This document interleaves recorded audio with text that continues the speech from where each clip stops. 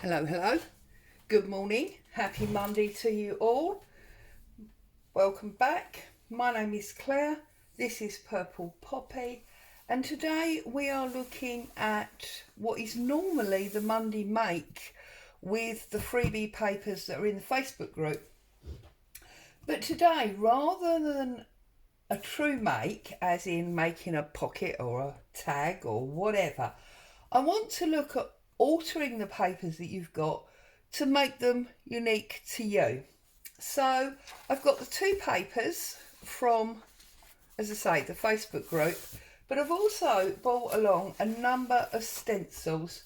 I do a lot of stamping work with you all, so I thought I wouldn't necessarily bring the stamps today. I bought the stencils.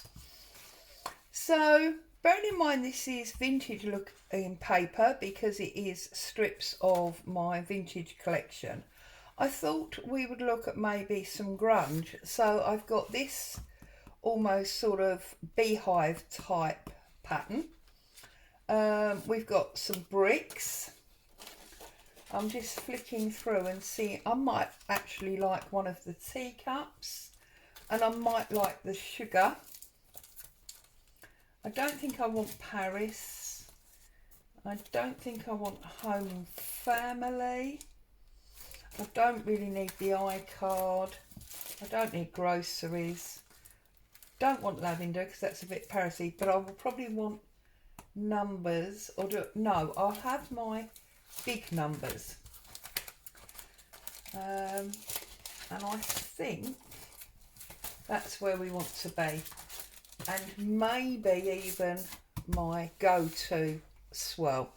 So obviously when you're using your stencils, we traditionally just go straight in with our inks, and I have to confess I've ordered some new ink because the wonderful Roxy Creations was doing something the other day with a cobalt blue ink, and I was just like, I must have that ink. So hopefully that will be here in a few days and we can set about using and making some fun things with that. Now I'm going to start with this one because this one I feel is slightly plainer than the other one. And what I'm going to start with, I think, is my teacup and my beehive. So this first one I'm going to do with inks because I want it to dry, but the next one I think I'm very probably going to do with my paste. So I don't want the entire stack of cups, I just want this bottom one here, and as you can see I've actually got it technically on the wrong side because I want it running that way. So I am going to use a piece of masking tape to make sure I don't get any of the top cup or the next cup up, because I want to stop my ink from going above that point there. Okay, so move it over a little bit because I've pushed it off the page, and I'm just going to stencil that up.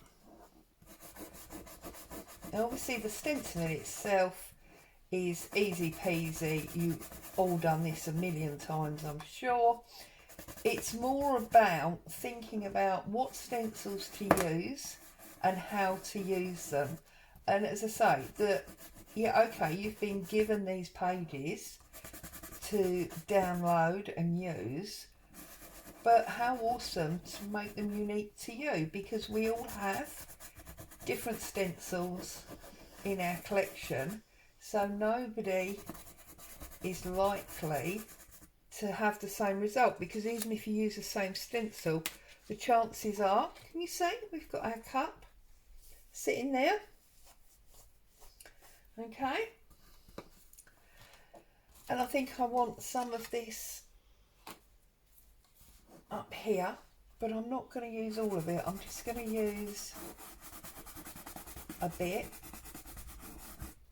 like so. Okay, and then down on this bottom bit here, I think I am going to use the £50 bit.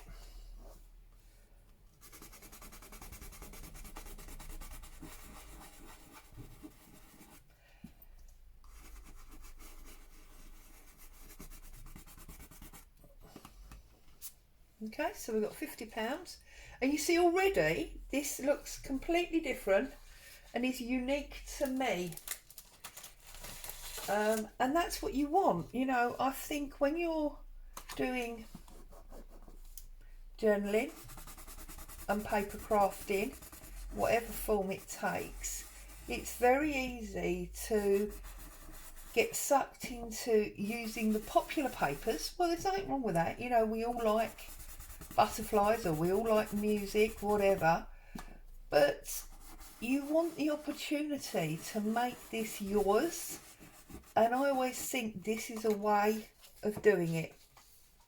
You see, it's looking different, and that's what I'm trying to achieve. If you love the paper the way it is, then there's no need. You know, you can obviously use it that way. I just want a little bit of me in it.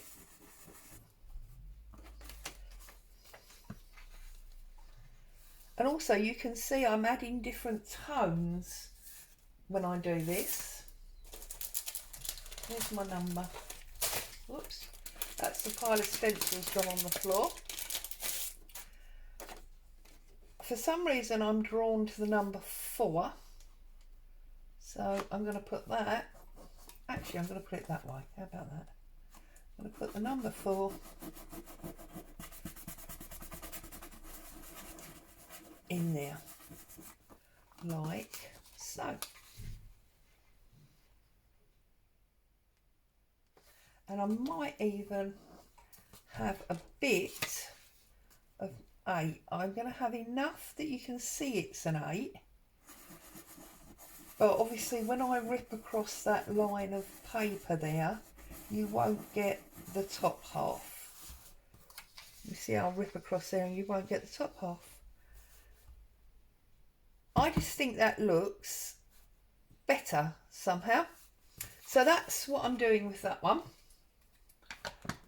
And then with the other one, let's move that out. Actually, no, let's leave that there because you may want to look at that in the background. Now with this one, which is a little bit busier, that's got my, there you go, stand it up there, that's got my handmade paper in the middle, I'm going to be using my paste. So I think I'm going to use a similar arrangement of the stencils. So I'm going to bring this one back in, but I think this time I want the word pure up there. So I'm just going to cover the rest up because I don't want the rest coming out onto my paper underneath.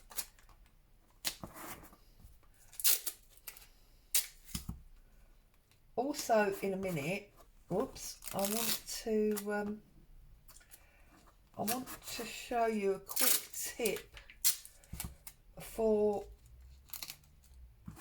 creating your own stencils, as it were. Not stencils, stamps, whatever, because the other day I did some work in my video and I used my coffee circle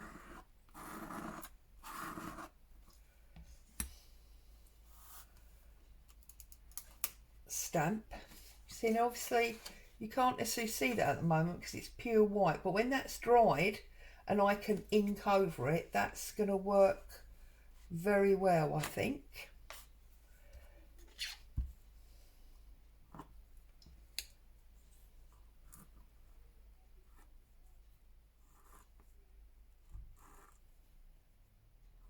So yeah, I forgot to put my masking tape on that one. But again, that's nicely raised and that will show up when I ink it. But yeah, I was doing some work the other day and I used my coffee circle stamp, you know, the ring marks, and somebody commented they had to rush out now and buy the stamp, and I was like, well, it's not exactly the same, but obviously you can use any circular lid for that. So we'll do a little bit of that in a minute and I'll show you what I mean. I'm sorry I can't remember the lady's name, but if you're watching, I'm sure you'll know who you are. If you haven't got paste like this, Artie Mays has got a video that shows how to make your own. Okay, so I'm going to put those messy things over there, and I feel like I want something up here as well. Should we have a little bit of our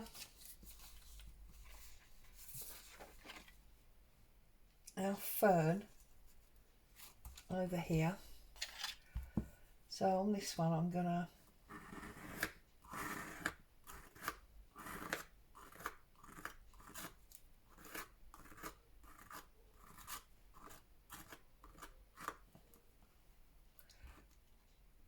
like so. You can see, hope you can see that. And it's picked up some of the ink from where the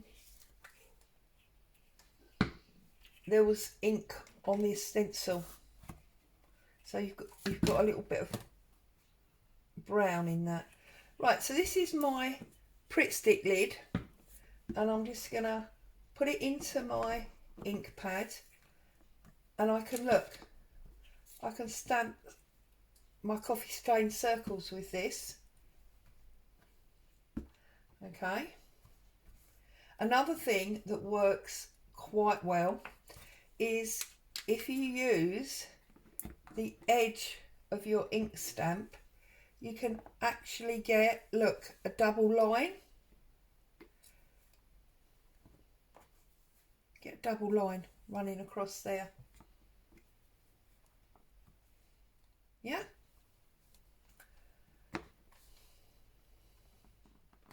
So there are things, I am sure, that you have in your craft room that you can use that stop you having to spend money to buy these things. There you go. What else have I got? See, if I wanted smaller circles, you can use a felt tip lid. So exactly the same way. Let's work up here in this corner. They're smaller, so obviously they're harder to see on camera perhaps. Look, you see that? So just have a little look around your craft room. See what you've got that you can use as a stamp. I'm sure there are lots more if I look. Or even, let's just have a brush mark, yeah? So up in this corner, just have a brush mark or two. Yeah? Just adds, look. Just add a little bit extra colour to your pages. Okay. So, short and sweet today, because we're not actually making anything. We're just looking at how to make alterations to the pages that you've got. And obviously, once these are dry, I can then use them to make things with. I will put some distress ink on top of the paste once it's dry, colour that up. Okay, so as always, thank you very much for joining me. Stay safe, happy crafting, and I will see you very soon.